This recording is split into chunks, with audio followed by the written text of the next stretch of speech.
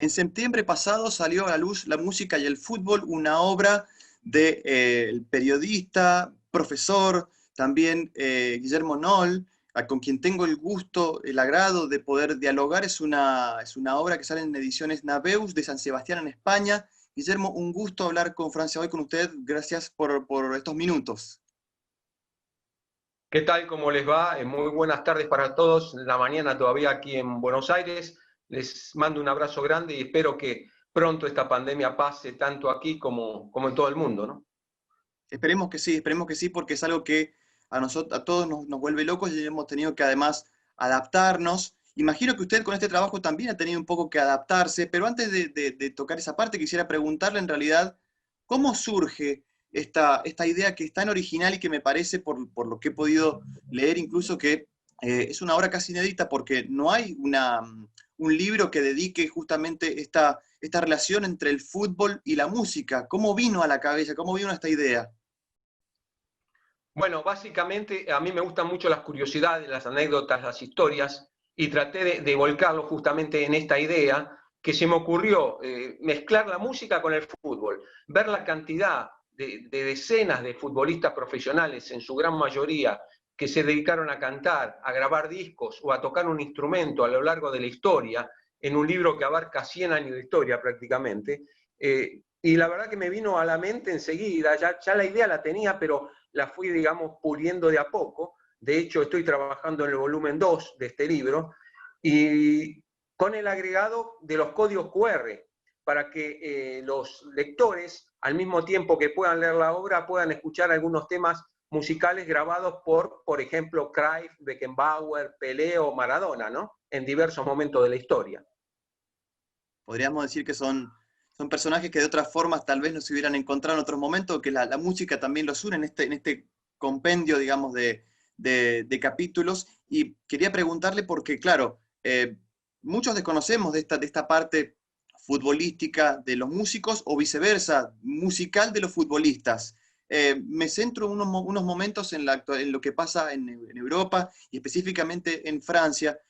¿Qué es lo que encontró que muchos desconocemos y cuáles son aquellos futbolistas con los cuales que más se acercaron a la música o que terminaron pasándose a la música por no haber logrado, tal vez si se quiere, un éxito en el ámbito futbolístico? Claro, hay casos en los cuales lograron los dos éxitos, tanto futbolísticos como musicales, ¿no? Y el caso, quizás uno de los casos más emblemáticos sea el del marroquí nacionalizado francés Jacques Fontaine, quien hasta el momento es el máximo goleador en la historia de un mundial desde Suecia de 1958 con 13 anotaciones.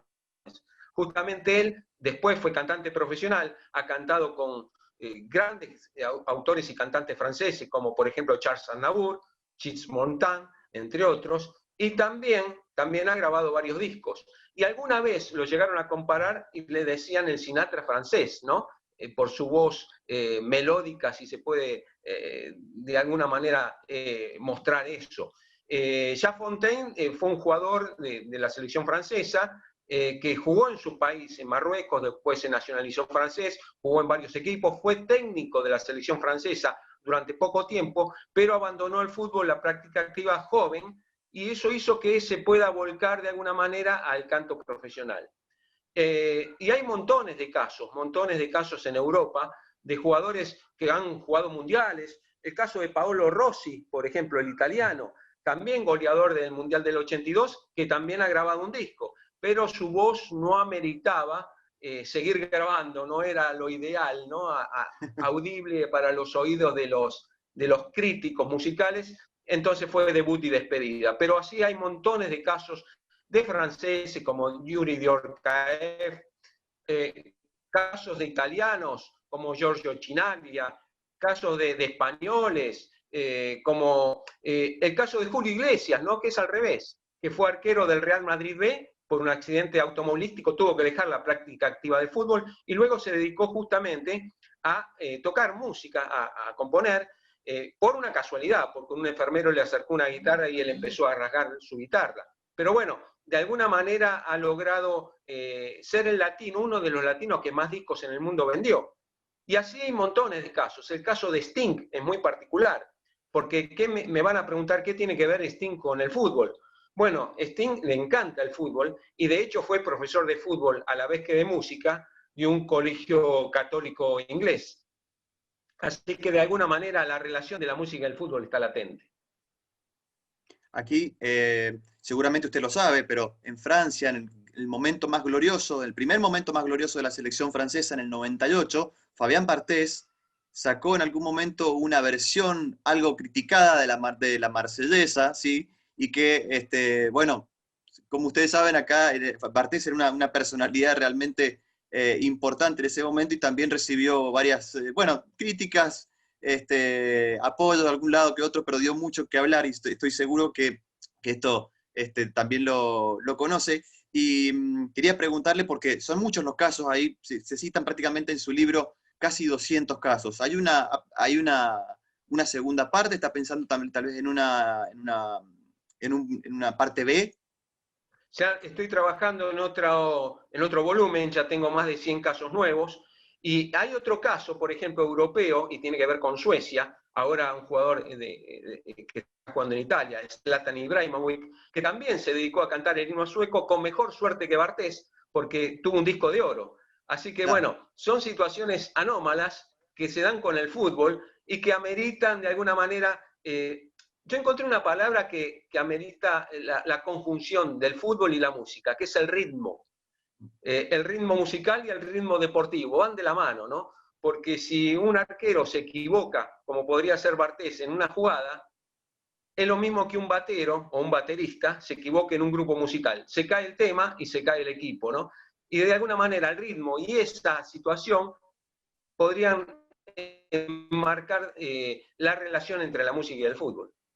Por supuesto, y aparte creo que la música también ha influenciado a muchos jugadores en cuanto a su forma de ser, los ha marcado incluso tal vez socialmente. De hecho, bueno, se lo asocia también a Tevez, por ejemplo, mucho con la cumbia en la Argentina, ¿sí? Pero hay varios casos así, es importante saber hasta qué punto forma parte de eso, es tan inseparable, ¿sí? Y llama la atención, y por eso me parece que hay que celebrar y destacar justamente que su libro toque este tema cuando, cuando es una temática prácticamente que no existe y que llama la atención, porque estoy seguro que más de uno va a pensar o va a buscar a ver la voz de Maradona cantando, por ejemplo. Algo que, por Claro. supuesto, no dejaría de llamar la atención, ¿no? Bueno, Maradona, como dije antes, el libro tiene códigos QR en donde uno puede a la par que leer, escuchar con la aplicación del celular, ¿no? Maradona está cantando, por ejemplo, un disco que grabó, se lo puede escuchar cantando, un disco que grabó con un dúo argentino que se llama Pimpinela, en el cual se lo puede escuchar bastante bien. Maradona ha cantado tangos, ha cantado con Rodrigo, la canción que Rodrigo le ha preparado para él hace muchos años, pero bueno, hay cantantes que realmente tenían una voz agradable, como Enzo Gifo, el jugador belga que luego jugó en Italia y que fue de alguna manera estandarte de la selección de Bélgica en el Mundial del 86. Si tuviera que elegir para usted el jugador que tenía la mejor voz, no estoy hablando de la Argentina, de todo hasta el momento de este trabajo de investigación que tuvo que realizar, la mejor voz y tal vez la más desafortunada, ¿qué ejemplos, con qué elección se queda? Es difícil eso porque es un libro que abarca todos los géneros musicales y habría que buscar entre todos los géneros a ver cuál es el mejor o el peor, que a uno que no es crítico musical le resultaría muy difícil. Pero la voz de Paolo Rossi, la verdad que no ameritaba mucho más que un solo simple. Y quizás el caso de Jafontaine, el caso de Pelé, el caso de Enzo Gifo, sean los más rescatables, ¿sí? En cuanto a entonar. Hay jugadores argentinos que realmente cantan muy bien, como Walter Fernández, un jugador que jugó en el Racing Club de Avellaneda, el caso del rockero Alexis Lalas, estadounidense, que de alguna manera a su modo puede cantar bastante bien, y llama la curiosidad porque Alexis Lalas a la vez fue el primer jugador norteamericano nacido en Estados Unidos en jugar en el fútbol italiano, en el Padova de Italia. Así que uno puede encontrar muchísimas versiones de distintos rubros en distintos géneros, pero una acotación que me gustaría hacer es que no solamente hay jugadores que cantan, sino también que algunos ejecutan instrumentos, como el arquero Peter Sech, que ejecuta muy bien la batería, como el argentino médico también y campeón con Estudiantes de La Plata, Raúl Madero, compañero de Carlos Salvador Vilardo, perdón, que ejecuta muy bien en el piano Chopin. Hay muchísimas historias que uno puede ir rescatando, como Alexis Sánchez, que ejecuta muy bien el piano. Así que no solamente cantan, sino algunos tocan instrumentos. Bueno, de hecho, Germán Burgos, ex arquero de River, en algún momento supo tener hasta un grupo de rock, recuerdo. No sé si realmente tuvo mucho éxito. Recuerdo haber escuchado un título de él que se llama Será un rock and roll, pero bueno, no sé si tuvo el mismo éxito como músico que como arquero.